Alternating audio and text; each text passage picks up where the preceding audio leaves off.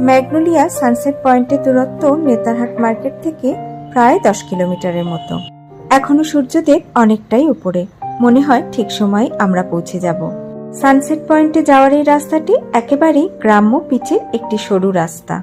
রাস্তাটা এতটাই সরু ছিল যে অপোজিট থেকে গাড়ি আসলে বেশ অসুবিধা হচ্ছিল। এই পথে আপনি চাইলেও আপনার সামনের গাড়িটিকে সহজে ওভারটেকও করতে পারবেন না। তবে প্রকৃতিপ্রেমিক মানুষের কাছে এসব কোনো কিছুই গুরুত্ব পাবে না। এই পথেও আপনারা রাস্তার দুধারে শাল এবং পাইনের বন দেখতে দেখতে যেতে পারবেন। হাতে সময় থাকলে কিছুক্ষণ দাঁড়িয়ে অবশ্যই ছবি তুলবেন। 2007 সালে আমরা যখন প্রথম নেতারহাটে এসেছিলাম তখন এই সানসেট পয়েন্টটিতে ভিজিট করেছিলাম।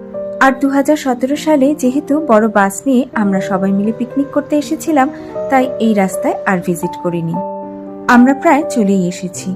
আর এপাশে দেখুন, সুন্দর একটা ন্যাশপাতি গার্ডেনও কিন্তু রয়েছে। ম্যাগনোলিয়া সানসেট পয়েন্টে গাড়ি পার্কিং এর জন্য সুন্দর বাঁধানো একটি পার্কিং এরিয়া রয়েছে। তবে আজকে মনে হচ্ছে মানুষের সাংঘাতিক ভিড় আমরা দেখতে পাবো। গাড়ির লাইনটা একবার দেখেছেন কোথা থেকে শুরু হয়েছে? অনেকেই মাঠের মধ্যে নেমে গিয়ে গাড়ি রাখছে।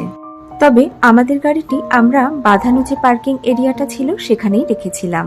আমাদের অভিজ্ঞতা থেকে বলছি, এরকম ভিড় থাকলে গাড়িটাকে অবশ্যই ঘুরিয়ে রাখবেন, যাতে করে বেরোনোর সময় গাড়ি স্টার্ট করেই আপনি বেরিয়ে যেতে পারেন।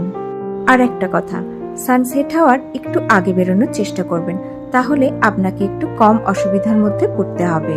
নেতারহাটের এই ম্যাগনোলিয়া সানসেট পয়েন্টের সাথে এক অদ্ভুত ইতিহাস জড়িত। এই যে দেখুন, ম্যাগনোলিয়া আর বাটুকের এই স্থাপত্য দেখে মনে হচ্ছে না যেন এরা দুজনে তাদের অমর প্রেমের কাহিনী আমাদেরকে শোনাবে বলেই বসে আছে।